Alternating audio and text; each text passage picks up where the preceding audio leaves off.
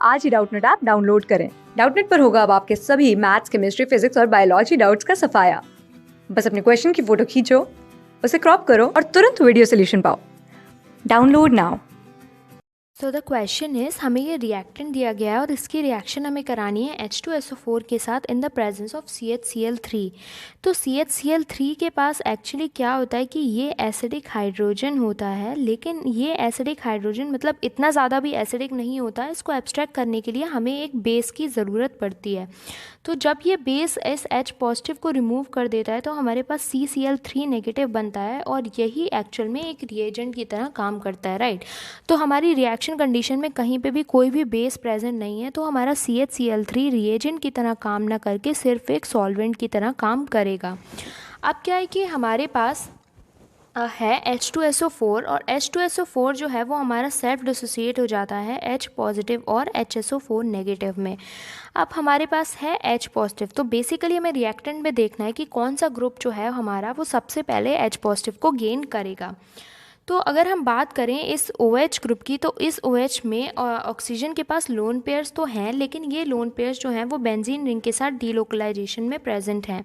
और हमें पता है कि डीलोकलाइज लोन पेयर जो होते हैं वो ईजिली H पॉजिटिव को गेन नहीं करते, वो लेस बेसिक होते हैं, राइट। तो हमारा OH ग्रुप जो है वो आउट ऑफ द क्वेश्चन हो गया, ये तो हमारा H पॉजिटिव को गेन नहीं करेगा। नेक्स्ट इज हमारे पास CH2OH ग्रुप है और COOET ग्रुप है। इन दोनों में हमें चेक करना है कि H पॉजिटिव को पहले गेन कौन करेगा, राइट। तो हम दोनों ही पॉसिबिलिटीज़ चेक करते हैं। तो क्या है कि अगर हमने CH2OH को H पॉजिटिव गेन करवाया तो क्या होगा कि हमारा ये जो होगा वो CH2OH2 पॉजिटिव बन जाएगा और हमारा COOET ग्रुप तो ऐसे ही रहेगा। अब क्या है कि हमारा H2O जो होता है वो काफ़ी अच्छा लीविंग ग्रुप होता है, राइट। तो इसके अच्छा लीविंग ग्रुप होने की वजह से क्या होगा कि हमारा ये जो है वो मॉलिक्यूल से निकल जाएगा, हमारा CH2 पॉजिटिव बनेगा।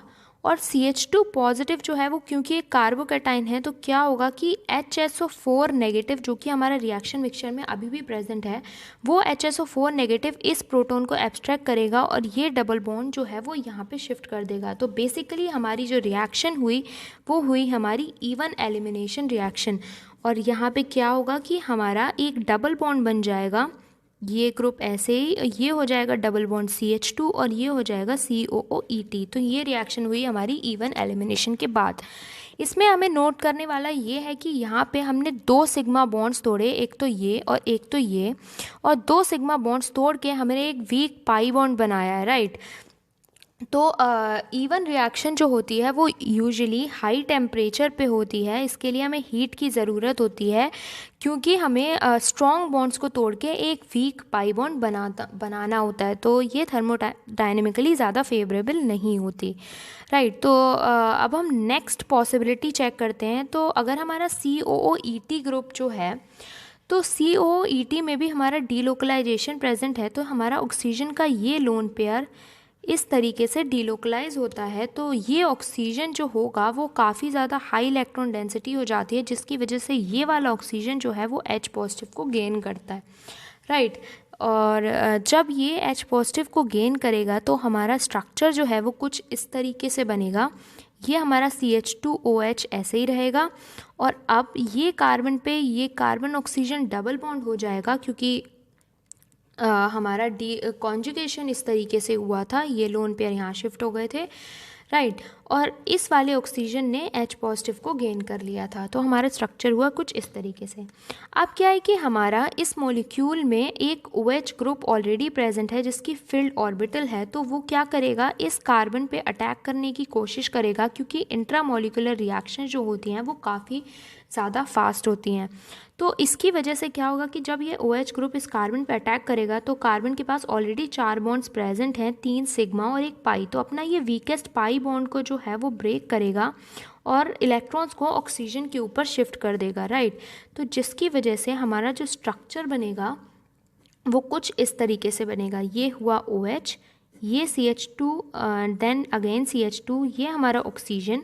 इस ऑक्सीजन का नया बॉन्ड बना इस कार्बन के साथ, इसके पास एक ऑलरेडी हाइड्रोजन था, ये हो गया पॉजिटिवली चार्ज, और अब इसके पास हुआ OH और एक OET ग्रुप, राइट। अब क्या है कि हमारा अभी तक हमने H2SO4 में से H पॉजिटिव तो है वो तो यूज़ कर लिया, लेकिन हमारा HSO4 नेगेटिव रिएक्शन मिक्सचर में अभी भी प्रेजेंट है।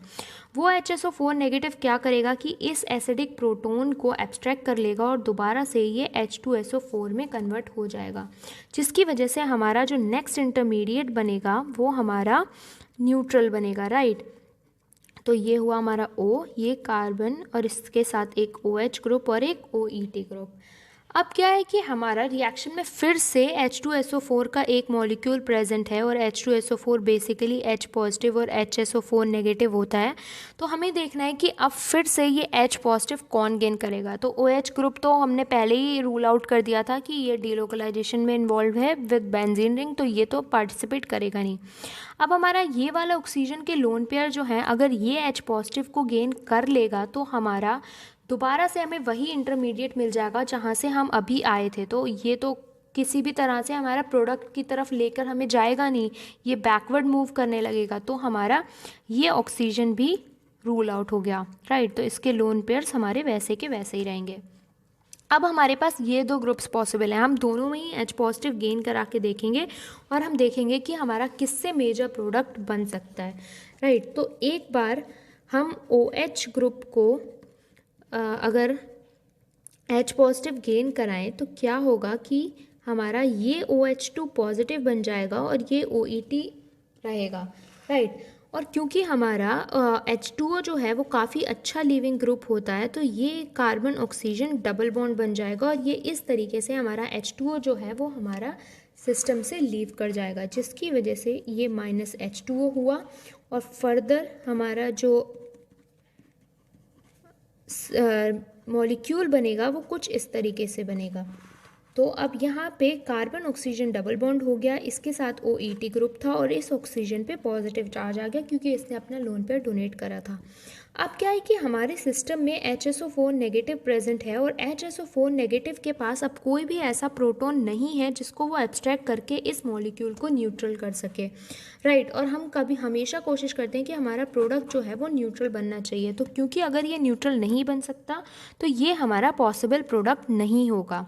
अब हम नेक्स्ट पॉसिबिलिटी देखते हैं कि अगर हमारा H पॉजिटिव जो है वो हमारा ये OET ग्रुप जो है वो गेन करे तो क्या होगा कि हमारा ये OH ग्रुप है, ये O है और यहाँ पे ये OH ग्रुप और ये OET ग्रुप। तो अगर इस OET ग्रुप ने H पॉजिटिव गेन करा तो इस ऑक्सीजन पे पॉजिटिव चार्ज आ जाएगा, राइट। अब क्योंकि ये इथेनॉल बन जाएगा और इथेनॉल एक अच्छा लीविंग ग्रुप होता है, तो ये अपने बॉन्डिंग इलेक्ट्रॉन्स को लेके लीव करेगा और यहाँ पे कार्बन ऑक्सीजन डबल बॉन्ड बन जाएगा, जिसकी वजह से हमारा नेक्स्ट जो हमें स्पीशीज़ मिलेगी या सब मॉलिक्यूल मिलेगा वो कुछ इस तरीके से मिलेगा। यहाँ पे कार्बन ऑक्सीजन डबल बॉन्ड, इस ऑक्सीजन पे पॉजिटिव चार्ज और इसके साथ एक हाइड्रोजन ऑलरेडी अटैच्ड है। तो अब क्या हुआ कि HSO4 नेगेटिव जो कि हमारा सॉल्यूशन में प्रेजेंट है वो इस एसिडिक प्रोटॉन को गेन करेगा और ये बॉन्डिंग इलेक्ट्रॉन्स हमारे ऑक्सीजन पे लोन पेयर की फॉर्म में आ जाएंगे। तो हमारा जो फाइनल प्रोडक्ट बनेगा इस रिएक्शन का वो कुछ इस तरीके से बनेगा, राइट। तो ये हुआ हमारा final product for the reaction. क्योंकि हमने जितनी भी पॉसिबिलिटीज़ देखी, एक तो हमारी इवन एलिमिनेशन की पॉसिबिलिटी थी, तो वहाँ पे हमें हीट की ज़रूरत थी जो कि हमारी रिएक्शन में नहीं दी। सेकेंड पॉसिबिलिटी जो थी वो यहाँ पे थी, जब OH ने H पॉजिटिव गेन करा तो वहाँ पे हमारा प्रोडक्ट जो था वो न्यूट्रल नहीं बना, तो इसलिए ये भी हमारा मेजर प्रोडक्ट नहीं बनेगा। तो सारी पॉसिबिलिटीज़ को रूल आउट करके यही जो है वो हमारा मेजर प्रोडक्ट बनेगा। So this will be the final answer for the reaction. Class 6 से 12 से लेके नीट, IIT, JEE मेंस और एडवांस के लेवल तक 10 मिलियन से ज़्यादा स्टूडेंट्स का भरोसा। आज ही डाउनलोड करें डाउटनेट ऐप या व्हाट्सएप कीजिए अपने डाउट्स 8400 400 400 पर।